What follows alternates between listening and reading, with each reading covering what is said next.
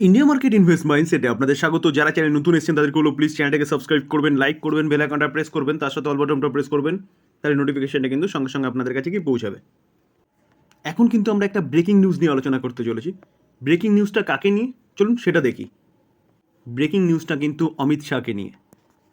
দেখুন, ইনি হচ্ছেন আমাদের ভারতের রাজনীতির একটা বিশাল বড় যোদ্ধা। যোদ্ধা এই জন্যই বলছি, রাজনীতি নিয়ে এরা কাজ করে, তো তাই জন্যই যোদ্ধা বললাম আর কি, রাজনীতির যোদ্ধা। তো এই অমিত শাহ, এখন কি ইলেকশনের সিজন চলছে, তো বিভিন্ন জায়গায় যারা যারা দাঁড়িয়েছে বিভিন্ন পার্টির হয়ে, তারা কি করছে, তারা হচ্ছে তাদের নমিনেশন ফর্ম ফিল আপ করতে হচ্ছে। তো নমিনেশন ফর্ম ফিল আপ করার সময় কিন্তু তাদের কি সম্পত্তি আছে, সেই সম্পত্তি তার এবং তার ফ্যামিলির ব্লাড রিলেশনে যারা রয়েছে তাদের সেগুলো কিন্তু ডিসক্লোজ করতে হয়, জানাতে হয় নমিনেশন ফর্মে। তো সেই জায়গায় দাঁড়িয়ে তখন আমরা জানতে পারি যে মানে কার কত সম্পত্তি আছে। তো এই Amit Shahji nomination fill up করেছে, তো এনার কিন্তু সম্পত্তির কথা কিন্তু আমরা জানতে পারছি। দেখুন, সম্পত্তি মিন্স তার কি আছে না আছে আমাদের একদম দেখার দরকার নেই। আমাদের চ্যানেল হচ্ছে শেয়ার মার্কেট রিলেটেড, তো আমরা শুধু শেয়ার মার্কেট রিলেটেড সম্পত্তির কথা কিন্তু আলোচনা করব। চলুন দেখে নিই। তার কিন্তু একটা ব্যাপক বড় পোর্টফোলিও দেখা যাচ্ছে তার এবং তার ওয়াইফের। তো সেই পোর্টফোলিওতে কী কী কোম্পানি আছে, কতগুলো কোম্পানি আছে, কতটা এক্সপোজার আছে, সেগুলো নিয়ে আলোচনা করব বা দেখব। দেখুন, এই আর্টিকেল দেখলে দেখা যাবে বিজেপি নেতা অমিত শাহর কিন্তু একটা পোর্টফোলিও দেখা যাচ্ছে কিছু স্টকে ইনভেস্টমেন্ট, সেটা ডাইভার্সিফাইড। আর আমরা কিছুদিন আগে দেখেছিলাম যে রাহুল গান্ধী, যে কংগ্রেস নেতা, তার কিন্তু একটা পোর্টফোলিও দেখা গেছিলো, সেখানে তার বেশি ছিল কিন্তু মিউচুয়াল ফান্ড। তো যেটা আলোচনার বিষয় যে অমিত শাহ স্যারের যে পোর্টফোলিওটা দেখা যাচ্ছে সেটা কিন্তু নেয়ার অ্যাবাউট কটা 250টা স্টকের পোর্টফোলিও দেখা যাচ্ছে। দেখুন, এই আর্টিকেল দেখলে দেখা যাবে যে 250টা না, 260টা, কোনো জায়গায় 250টা, কোনো জায়গায় 260টা, এরকম কিন্তু শো করছে।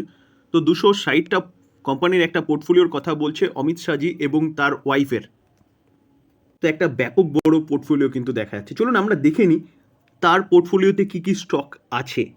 দেখুন, কোথাও শো করছে 250টা, কোথাও শো করছে 260টা। চলুন, তার মধ্যে যে দেখা যাচ্ছে যে 180টা হচ্ছে লিস্টেড এন্টিটি, অর্থাৎ শেয়ার মার্কেটে লিস্টেড রয়েছে 180টা, এবং বাদবাকি কোম্পানিগুলো কিন্তু শেয়ার মার্কেটে লিস্টেড নেই। তো শেয়ার মার্কেটে যতগুলো লিস্টেড আছে তার মধ্যে যদি আমরা দেখি তাহলে দেখলে দেখা যাবে, দেখুন, টপ 5 হোল্ডিং, টপ 5 মানে তার ইনভেস্টমেন্টের বেশিরভাগটাই ইনভেস্টেড রয়েছে কোথায়? হিন্দুস্তান ইউনিলিভার 1.4 করোড়, এমআরএফ 1.3 করোড়, কোলপাল বা কোলগেট 1.1 করোড়, সব কিন্তু লার্জ ক্যাপ ক্যাটাগরির কোম্পানি আপাতত যা দেখা যাচ্ছে। ঠিক আছে, তার পাশে কী আছে দেখুন, পিজিএইচসি 0.96 করোড়, আর এবিবি ইন্ডিয়া 0.7 করোড়। তো এই কোম্পানিগুলো কিন্তু তার পোর্টফোলিওর সবচেয়ে বেশি ওয়েটেজ নিয়ে রয়েছে হচ্ছে এই কোম্পানিগুলো। তো যেখানে বলা হচ্ছে এই কোম্পানিগুলো, এই 5 হোল্ডিং কিন্তু কত নেটওয়ার্থ 5.4 করোড়, যেটা টোটাল যে নেটওয়ার্থ রয়েছে তার 17.4 করোড়, তার মধ্যে কিন্তু প্রায় 1/3 জায়গা নিয়ে রয়েছে তার পোর্টফোলিওর। দেখুন স্যার, ডিসক্লেমার দিয়ে রাখি, দেখুন আমি কিন্তু এটা নিয়ে আলোচনা করছি মানে এই নয় যে আপনি গিয়ে কালকে মার্কেট ওপেন হওয়ার সঙ্গে সঙ্গে এই কোম্পানিগুলো কিনবেন।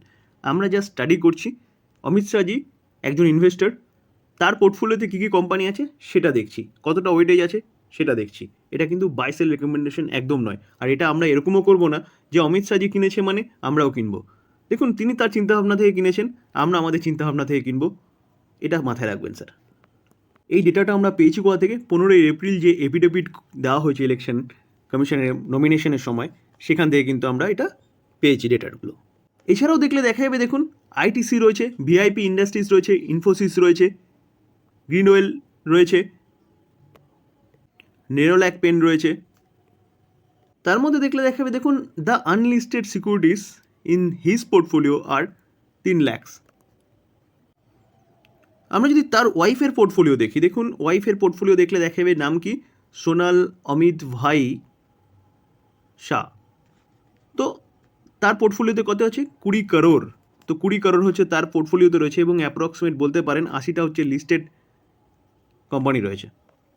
তার মধ্যে যদি দেখি তাহলে ফার্মাসিউটিক্যাল ইন্ডাস্ট্রিতে তারা 1 করোড় ইনভেস্টমেন্ট করেছে তিনি, এবং কারুর ব্যাংকে 1.9 করোড়, ভারতী এয়ারটেল 1.3 কারোর, কানাড়া ব্যাংকে 3 কারোর, গুজরাট ফ্লোরোকেমিক্যাল 1.8 কারোর, লক্ষ্মী মেশিন ওয়ার্কস 1.8 কারোর।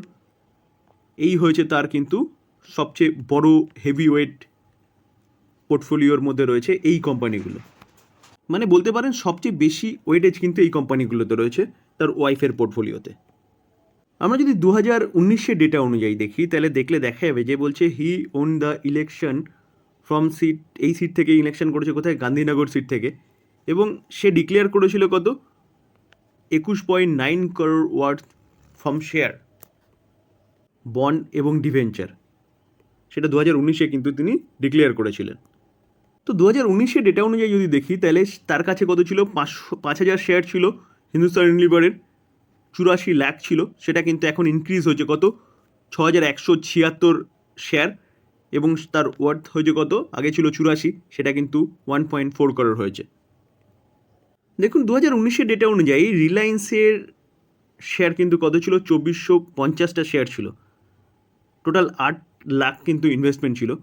কিন্তু বর্তমানে দেখা যাচ্ছে Reliance share do not form A part of his direct portfolio in 2024 কিন্তু তার পোর্টফোলিওতে নেই। তার ওয়াইফের পোর্টফোলিওতে 117টা রয়েছে, টোটাল 3.4 লাখ সেখানে রয়েছে তার ওয়াইফের পোর্টফোলিওতে।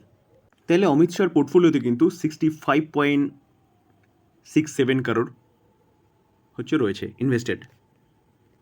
2019-এর ডেটা অনুযায়ী কিন্তু দেখলে দেখা যাবে কত ছিল, 30.49 করোড়, সেটা কিন্তু এখন 65.67 করোড়, অর্থাৎ ডবলের বেশি কিন্তু তার পোর্টফোলিওর ভ্যালু বেড়ে গেছে। তো এই ছিল স্যার নিউজ, এই ছিল অমিত শাহজির পোর্টফোলিও, অমিত শাহজি এবং তার ওয়াইফের পোর্টফোলিও। যতটুকু আমরা নিউজটা পেয়েছি ততটুকু কভার করার চেষ্টা করলাম। দেখুন ইনভেস্টমেন্ট এমন একটা সহজ পদ্ধতি যার মাধ্যমে কিন্তু আমার শুধু কাজটা হচ্ছে ভালো ভালো স্টক সিলেক্ট করে বা ফিউচার ওরিয়েন্টেড স্টক সিলেক্ট করে সেই স্টকগুলোতে ইনভেস্টমেন্ট করে জাস্ট ইনভেস্টেড থাকা।